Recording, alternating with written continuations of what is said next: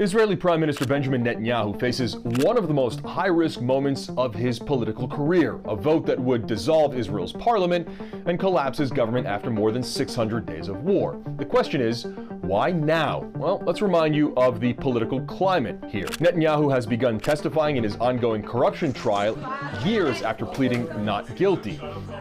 There's also various large-scale protests at home and an arrest warrant for the International Criminal Court on allegations of war crimes, which Netanyahu has rejected. Then, of course, there's the fraught relationship with President Donald Trump, after the U.S. made a series of moves in the region without, crucially, looping in Israel. That includes Iran negotiations, moves on Syria, as well as a ceasefire deal with the Houthis.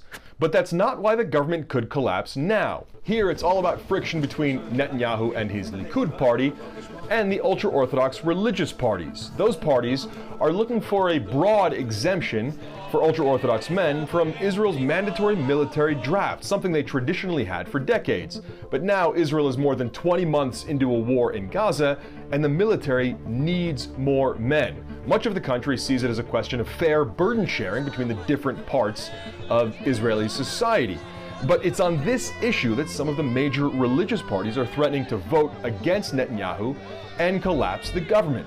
What would happen if they did? Well, crucially, it would send the government to the first elections since before the war started. But it's not that simple, and there's a process here that has to play out, because the upcoming vote is only the first vote, and there are at least 3 more that need to happen. Because Netanyahu's party controls Israel's parliament, the Knesset, they can try to drag out these votes for weeks if they want to.